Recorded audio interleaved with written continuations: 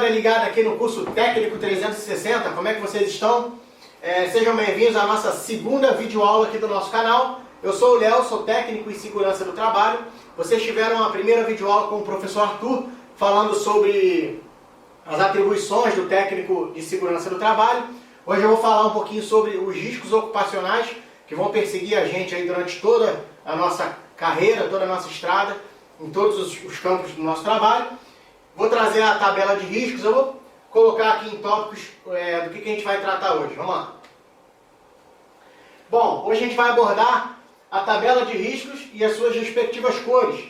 Com certeza vocês já conhecem a nossa tabela, já viram que ela é dividida por cores, são 5 cores.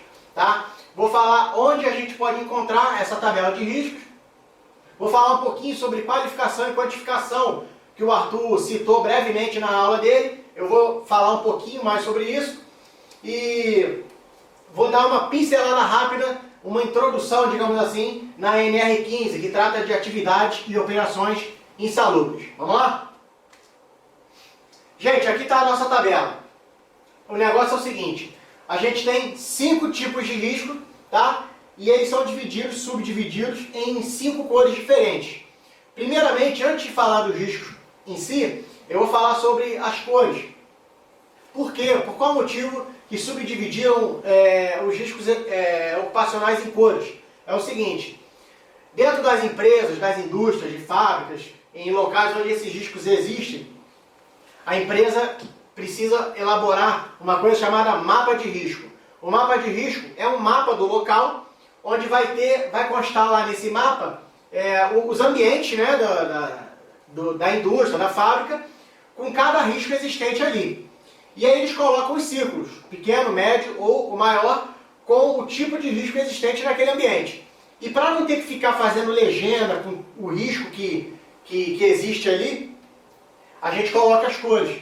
Então esses círculos é onde vão entrar essas cores da nossa tabela. Tá ok? É por isso que existem essas cores, por isso que a nossa tabela é subdividida.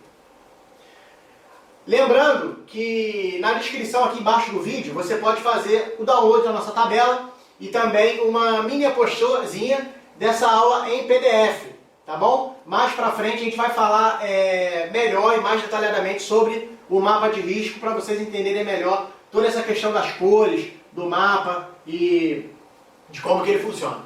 Bom, como são muitos riscos, pessoal, muitos deles, o próprio nome já fala por si só, né?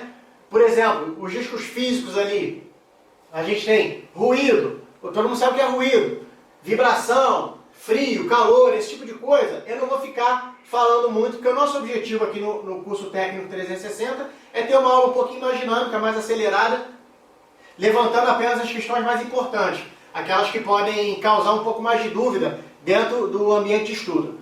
Então eu vou pontuar basicamente os riscos que levantam um pouco mais de dúvida, tá? Não vou ficar me prendendo a riscos que o nome já fala mais ou menos do que se trata. Bom, nos riscos físicos a gente vai ter ali como gerador de dúvida muitas vezes as radiações na verdade, né? Radiação ionizante. Radiação ionizante nada mais é do que o raio-x, por exemplo. Quando você vai no hospital, você vai tirar uma chapa do pulmão ou de algum osso,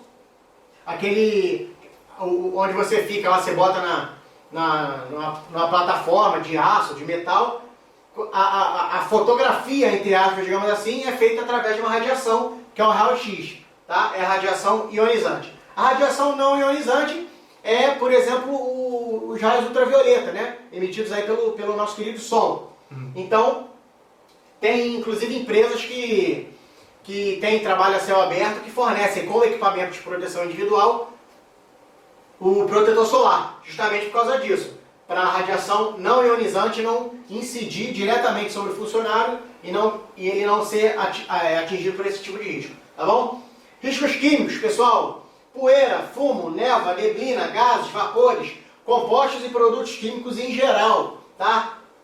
Névoa, neblina, vapores, gases, tudo isso a gente já sabe do que se trata, o próprio nome já fala. Eu vou falar de 2 especificamente que geram um pouco mais de dúvida.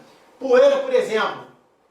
Aí você chega em casa com aquela poeirada, né? Ninguém limpou a casa e fala, pô, é risco químico aqui em casa. Não, não tem nada a ver. Essa poeira é sujeira. Passou um pano, está limpo. Não tem nada a ver com risco químico, não. A poeira, no caso de risco químico, vai ser, por exemplo, imagina que você está numa serralheria, ou o seu vizinho está com um serrote lá, serrando uma madeira, um toco de madeira.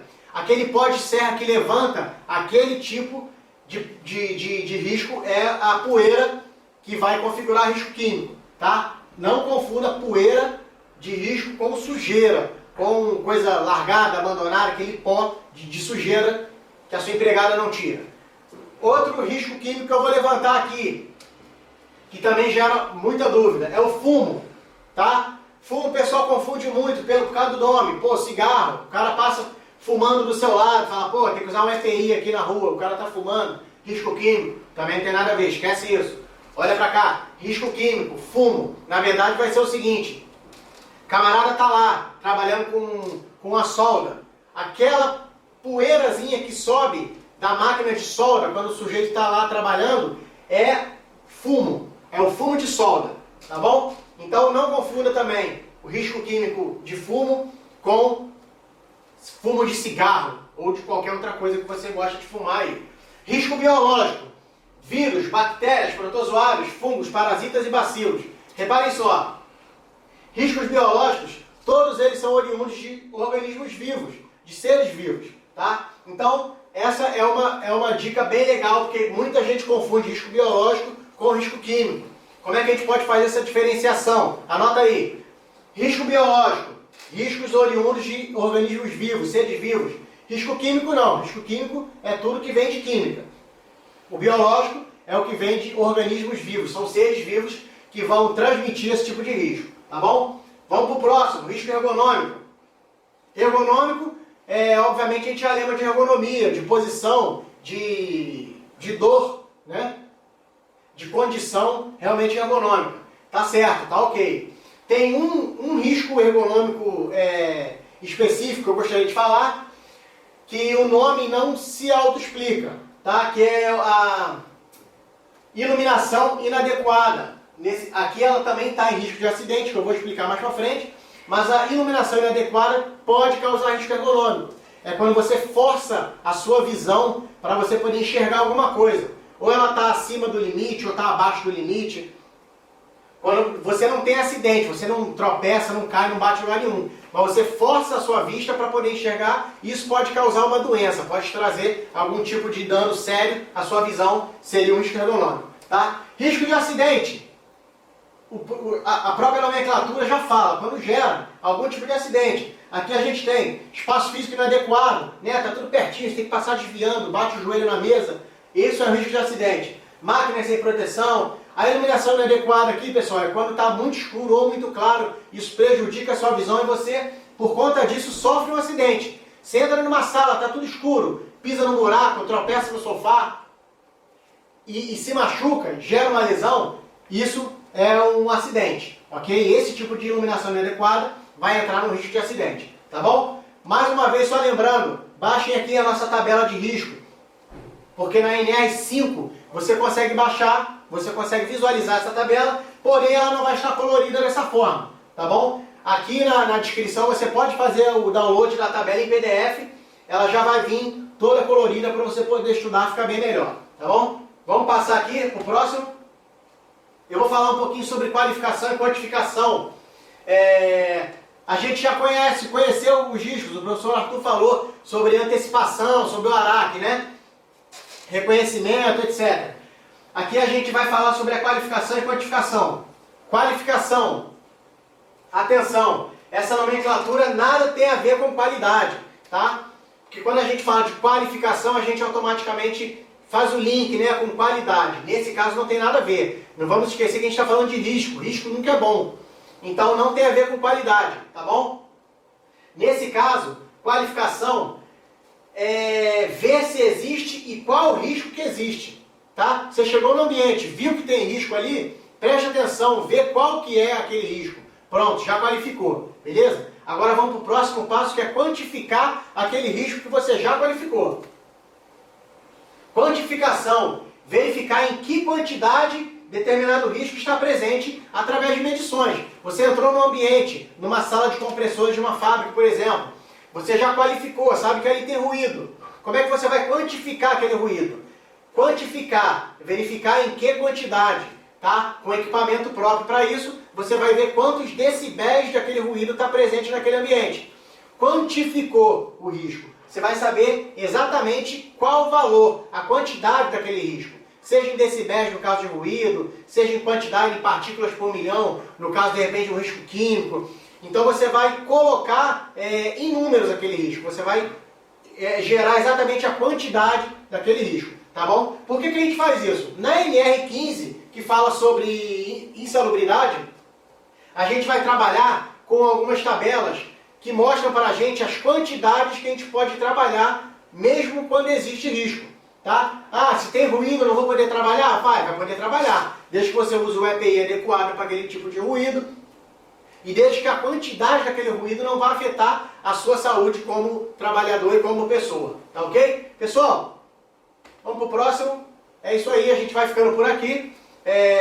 Nas próximas aulas a gente vai entrar mais a fundo um pouco sobre risco e vamos falar sobre mapa de risco também daqui a pouquinho. Agradeço mais uma vez a presença de todos vocês.